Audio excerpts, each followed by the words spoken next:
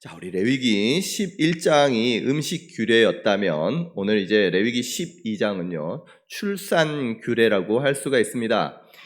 하나님 앞에 정결한 삶을 살아가기 위해서 어떻게 해야 할지 그 정결례를 이제 우리에게 말씀해 주시는데, 출산을 이제 한 산모가 언제까지 부정한지, 그리고 언제까지 격리해야 하는지, 남아를 출산하면 어떻게 해야 하는지, 또 출산 후에는 정결하기 위해서 어떤 제사를 드려야 하는지 오늘 말씀에서 12장 말씀에서 우리에게 알려주고 계십니다.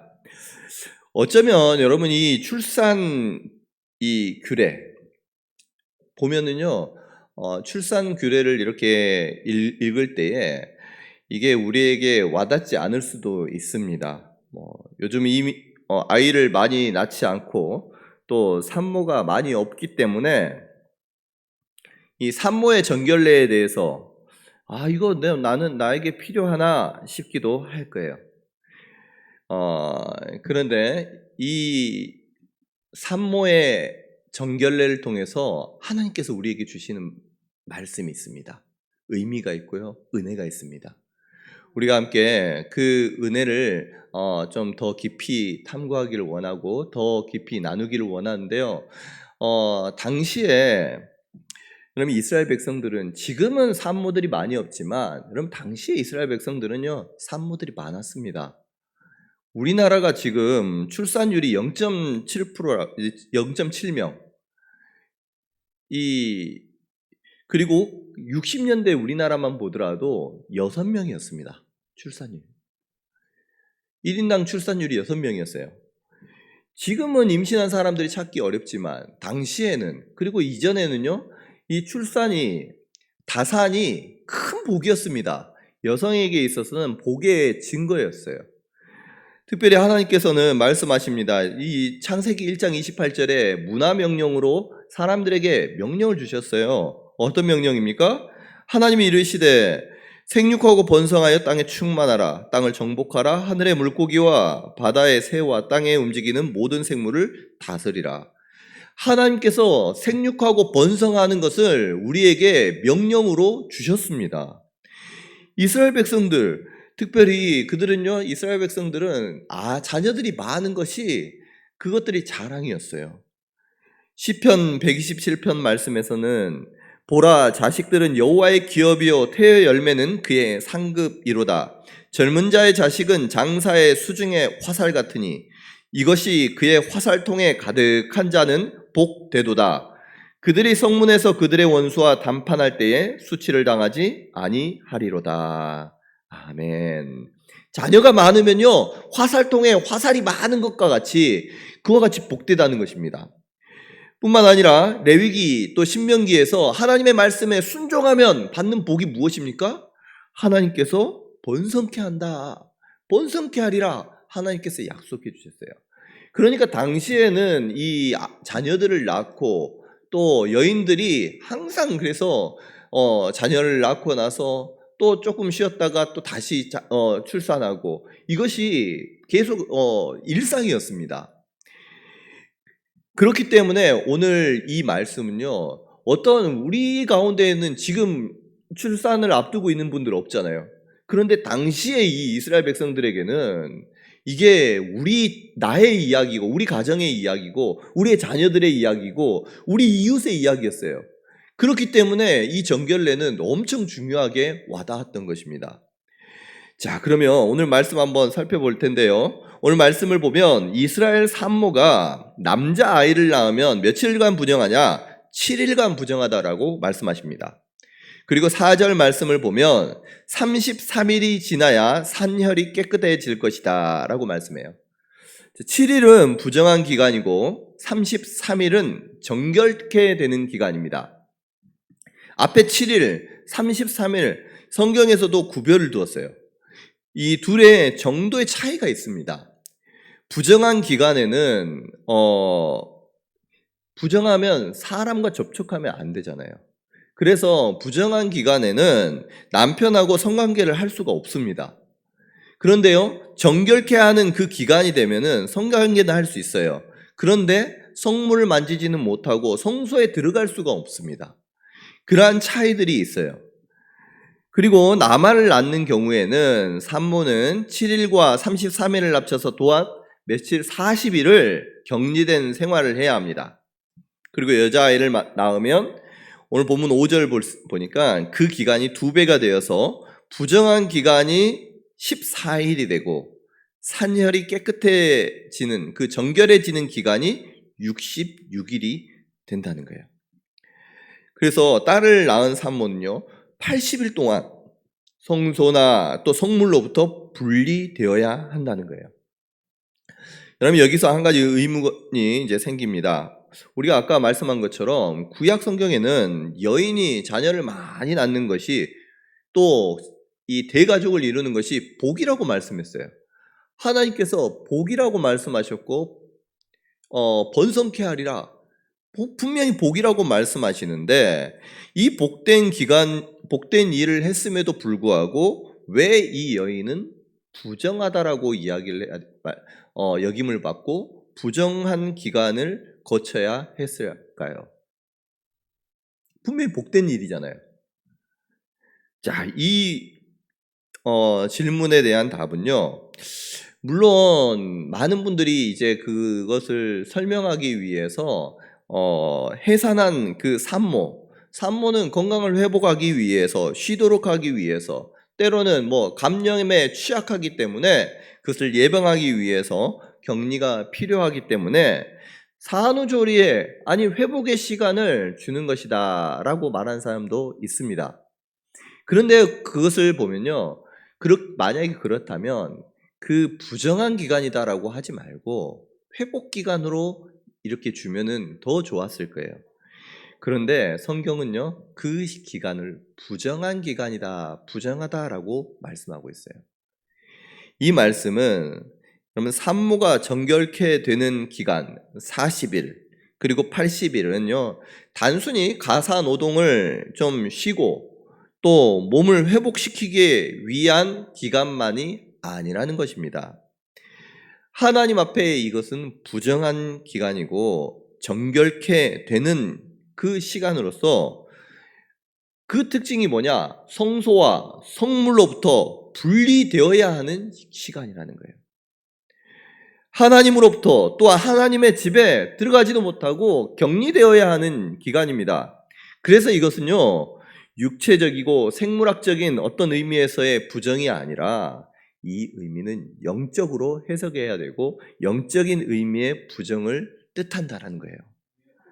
자, 그러면 이것에 대한 그 뜻을 더 깊이 알기 위해서 우리가 본문 4절, 5절, 7절 말씀을 보면요 반복돼서 나오는 문구들이 있습니다.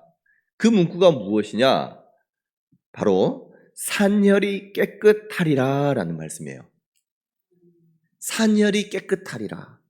결국은요 산모를 부정하게 만드는 것은 출산하는 그 행위, 출산 자체에 있는 것이 아니라 피가 나온다는 거에 있어요.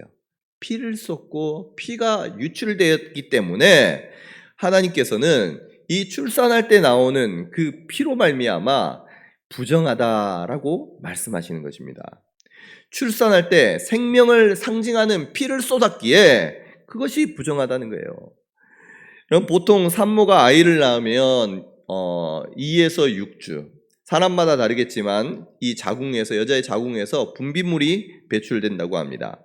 이때 그 분비물을 월경 때의 분비물처럼 하나님께서 취급하셔서 부정하다라고 말씀하시는 거예요. 이제 그 부정하다라고 이 출산을 하는 여인에게 그 복된 여인에게 부정하다라고 하나님께서 선포하신 이유가 무엇인지 여러분 알 겁니다. 우리가 자녀를 낳을 때 누구나 피를 흘리고 나오잖아요. 산모의 피 가운데 이 자녀들이 나오기에 뿐만 아니라 그 안에 있는 자궁 안에 있었던 분비물이 다 쏟아지기까지의 그 시간들을 하나님 앞에 정결해지고 나서 이제는 하나님 앞에 나아갈 수 있다는 거예요. 자, 이 시편 51편 5절 말씀입니다. 다윗의 시인데요. 내가 죄악 중에 출생하였으며 어머니가 죄 중에 나를 잉태하였나이다 라고 말씀하셨어요. 욥기 25장 4절입니다. 그런즉 하나님 앞에서 사람이 어찌 의롭다 하며 여자에게서 난 자가 어찌 깨끗하다 하랴. 이 모든 사람들은 출생을 하면서부터 부정함 가운데에 죄 가운데 태어난다는 거예요. 자, 그러면요, 왜 아들을 낳으면 40일의 정결 기간이 필요하고 딸을 낳으면 80일의 정결 기간이 필요할까? 40일, 그러면 어떤 의미가 있을까? 한번 생각해 봅니다.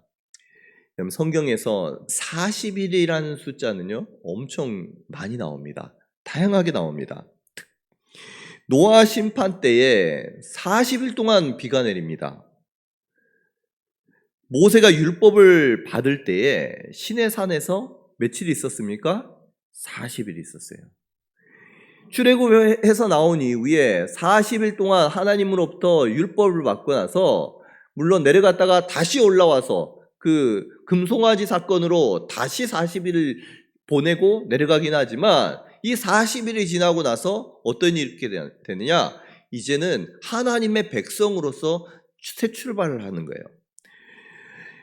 여러분, 엘리야 선지자 로뎀나무 밑에서 너무 힘이 들어서 죽여달라고 하나님 앞에 기도를 할 때 여호와의 사자가 와서 숯불에 구운 떡과 물을 줍니다. 그래서 그것을 먹고 하나님의 산 호렙으로 가는데 며칠 동안 가느냐? 40일 동안 가요. 40일 동안. 하나님 앞에 그곳에 가서 호렙산에서 어떤 일이 있느냐? 하나님을 만나는 거예요. 자, 예수님 공생애를 시작하십니다. 며칠 동안 금식하십니까? 40일 동안 금식하시고 나서 이제 공생애를 시작합니다. 예수님이 부활하셨어요. 며칠 동안 계시다가 승천하십니까? 40일 동안 부활의 몸을 보이시고 하늘로 올라가십니다. 이 40일이라는 숫자는, 성경에서의 40일이라는 숫자의 의미는 때로는 시험과 환난을 의미하기도 하지만 그 시간, 시험과 환난 이후에 이제는 새로운 시작이 일어날 것을 이 40일이라는 시간을 통해서 알려주고 있는 거예요. 그래서 40일 동안 여인이 부정한 다음에 이제는 새 생명으로 새로운 시작을 이후에 시작하는 거예요. 그럼 우리도 40일 특별 새벽 기도회로 하나님 앞에 나아갑니다. 때로는 힘들기도 해요. 이 40일 동안 이 지친 육체를 가지고 하나님 앞에 매번 나아가는 거 때로는 힘들기도 합니다. 그러나 이 40일이 끝나고 나면 하나님께서는 우리에게 새로운 일들을 행해 주실 줄로 믿습니다. 새로운 일들을 기대하면서 오늘 하루하루 그 40일을 하나님 앞에 쌓아 나가는 것입니다. 오늘 그래서 이 40일이라는 그 숫자가 참으로 중요한 거예요. 앞에 그 여인으로서 안에 그 자궁에 있는 분비물이 다 나가는 그 기간, 정결해지는 기간 또한 40일일 것이고, 이처럼 하나님 앞에 의미적으로도 이와 같이 40일 이후에 또 새로운 일들을, 새로운 여인으로서의 새로운 삶을 살아갈 것을 시작하는 그 시작의 의미가 40일이라는 것이죠. 자, 그러면 왜 여자아이가 되면요, 여자아이를 낳으면 2배로 늘어납니다. 2배로 늘어나요. 부정한 기간도 2배로 늘어나고요. 또 그 정결 기간도 2배로 늘어납니다. 그래서 여아의 경우에는 정결 기간의 기준이 40일에서 80일로 늘어갑니다. 사실은 왜 이렇게 여자는 더 많나? 그럼 이것에 대해서 설명하는 사람이, 정확하게 설명할 수 있는 사람이 없습니다.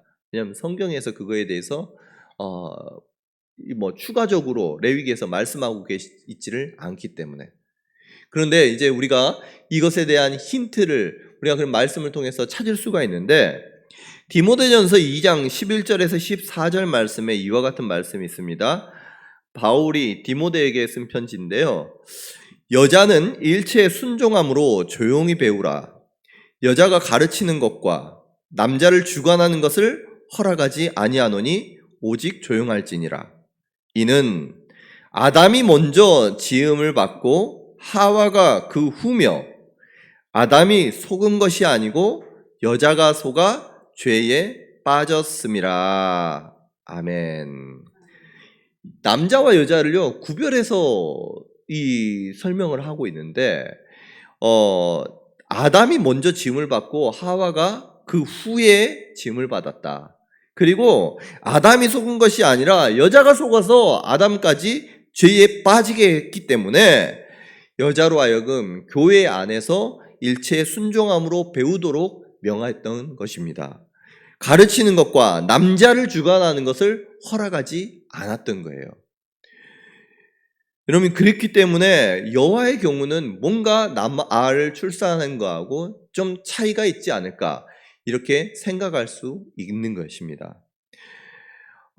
정결케 되는 기간이 끝나면요 산모는 제사장에게로 갑니다. 그래서 번제와 속죄제를 드리는데 번제로 1년 된 양 한 마리를 드립니다. 그리고 속죄제로 집 비둘기 혹은 산 비둘기 한 마리를 제물로 드립니다. 혹여나 형편이 어려운 사람은 산 비둘기나 집 비둘기 2마리로 한 마리는 번제물, 한 마리는 속죄물로도 드릴 수가 있습니다. 이렇게 속죄를 할 때에 비로소 정결케 되는 것입니다. 번제와 속죄 모두 죄사함의 의미가 있죠. 죄사함의 의미가 있습니다. 그런데 특별히 번제를 드릴 때 산모의 마음이 어땠을까요?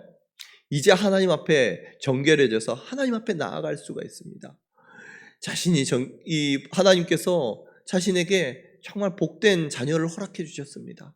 이제 하나님 앞에 온전히 번제를 올려드릴 때에 그 기쁨을 하나님께 온전히 올려드리면서 하나님 내 삶을 받으시고 우리의 자녀 받아주시고 복되게 하여 주시옵소서, 그 의미로 드리지 않았을까요?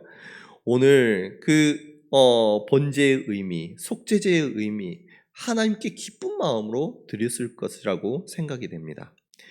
자, 오늘 이제 출산 규례에 대한 기본적인 내용에 대해서 한번 설명을 해드렸는데요.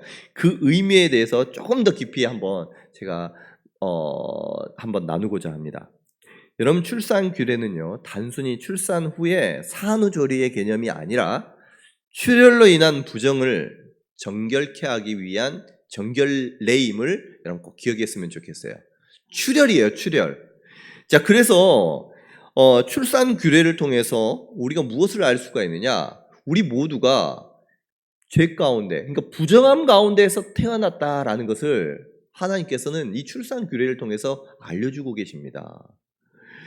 저와 여러분 가운데 어느 누구도 이 부정한 가운데 태어나지 않은 사람이 아무도 없어요. 모두 다가 죄 가운데 태어나고 부정한 가운데 태어납니다.